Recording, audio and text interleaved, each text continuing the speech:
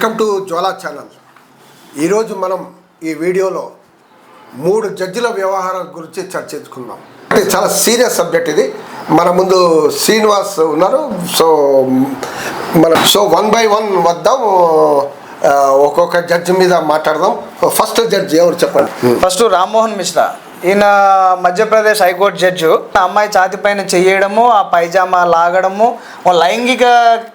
లైంగికంగా వేధింపు జరిగే క్రమంలో అటెంప్ట్ రేప్ అది వాళ్ళ అమ్మాయిని వాళ్ళ తండ్రి అట్లా ఎవరో డ్రాప్ చేస్తామంటే, సో డ్రాప్ చేయమని అన్నారు. తెలిసిన వాళ్ళు కాబట్టి మోటార్ బైక్ లో డ్రాప్ చేయమంటే ఆ ముగ్గురు వెళ్ళి ఒక కల్వర్ట్ దగ్గర వెళ్ళి ఇలా ఛాతి పైన చేసి అలా పైజామాలు రాయడం, రేప్ చేయడానికి ప్రయత్నం చేస్తే మళ్ళీ ఎవరైనా చూస్తే మళ్ళీ పారిపోయారు. పారిపోతే వీళ్ళు లోయర్ కేసు ఫైల్ చేశారు, ఎఫ్ఐఆర్ కంప్లైంట్ ఇచ్చారు. కింద జడ్జి శిక్షిస్తే మళ్ళీ ఆ అత్యాచారాలు జరిపిన వాళ్ళు హైకోర్టులో అప్పీల్ ఇచ్చారు. అప్పీల్ ఇచ్చిన తర్వాత ఈ జడ్జి ఈ రకంగా రియాక్ట్ అవుతున్నాడు. లేదు, కింద జడ్జి ఇచ్చిన కేసుని మార్చేసి కొట్టేసి ఇది చిన్న సెక్షన్ పెట్టడం అనేది చాలా బాధ. ఇది సుప్రీంకోర్టు కూడా చాలా సీరియస్ గా తీసుకున్నారు. సుప్రీంకోర్టులో జడ్జి కూడా ఇన్సెన్సిటివ్, ఇన్హ్యూమన్ అని ఒక జడ్జికి ఆ రకంగా కాదని ఆ రకంగా స్టేట్మెంట్ ఇచ్చారు. స్టే చేశారు జడ్జిమెంట్ ని పైన. తర్వాత వాళ్ళు ఏమన్నారంటే సుప్రీంకోర్టు జడ్జిలు, ఇది హియరింగ్ నవంబర్ వరకు జరిగింది, జడ్జిమెంట్ 4 నెలల తర్వాత ఇచ్చాడు. 4 నెలలు అంటే ఏదో స్పరాది మూమెంట్ లో ఇవ్వలేదు. 4 నెలల్లో టైం తీసుకొని కారణం. సో ఇంకో జడ్జి మీద ఇంకోటి ఏంటంటే, మనకి ఇప్పుడు రీసెంట్గా మనకి ఢిల్లీ హైకోర్టు జడ్జి యశ్వంత్ వర్మ, ఈయన ఇంట్లో అయితే డబ్బు కట్టలు దొరికింది. ఆయన బయట అయితే ఉన్నాడు, ఇంట్లో లేడు.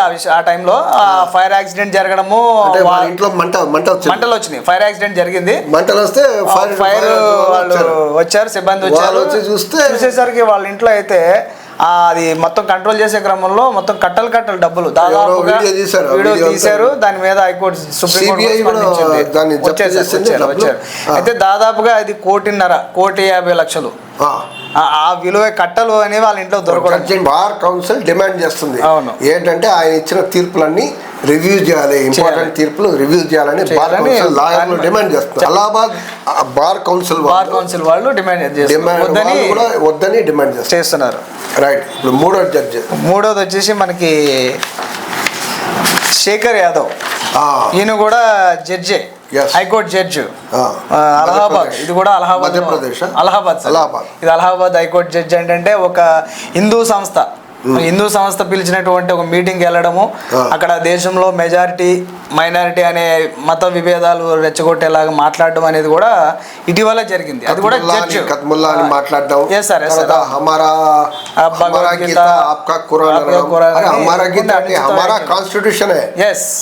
రాజ్యాంగం అని మాట్లాడాలి. సార్ బొమ్మాయి కేసులో క్లియర్ గా సుప్రీం కోర్టు జడ్జిమెంట్ ఇచ్చింది. ఏమంటే బేసిక్ స్ట్రక్చర్ ఆఫ్ కాన్స్టిట్యూషన్ లో సెక్యులరిజం అనేది బేసిక్ స్ట్రక్చర్ ఆఫ్ కాన్స్టిట్యూషన్.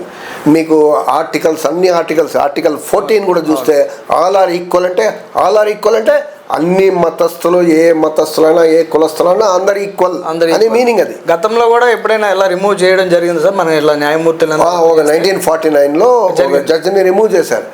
ఇలా ఇంకో జడ్జి పైన ఇంపీచ్మెంట్ కూడా జరిగింది తర్వాత. సో ఇలా ఇక్కడ కూడా చాలా మంది ఎంపీలు ఈ 2-3 జడ్జిల పైన వాళ్ళు ఇంపీచ్మెంట్ మోషన్ కూడా ఇచ్చారు. సో దాన్ని కట్టుబడి supreme court has to take action. ఎందుకంటే సుప్రీం కోర్ట్ని మనం నమ్ముతాం, రాజ్యాంగాన్ని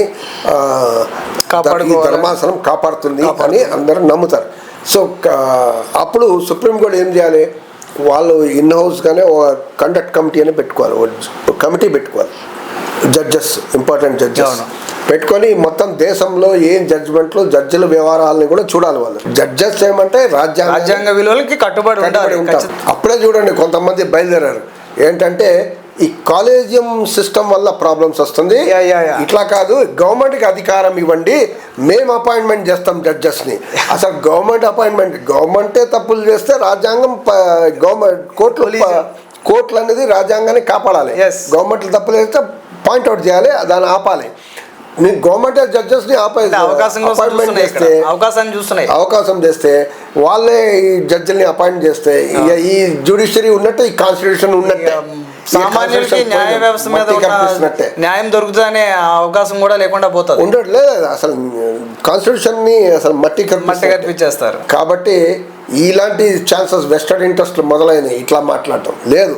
supreme court has to take action. Supreme court నిలబెట్టాలి, జ్యుడిషియరీని నిలబెట్టాలి ఆ స్టాండర్డ్స్ పైన. సామాన్యులకి న్యాయం దొరకాలంటే మీరు చెప్పండి, what is your opinion? Please give your opinion on this 3 judges. Action తీసుకోవాలి కదా ఇమ్మీడియట్గా. Thank you for watching Jwala channel.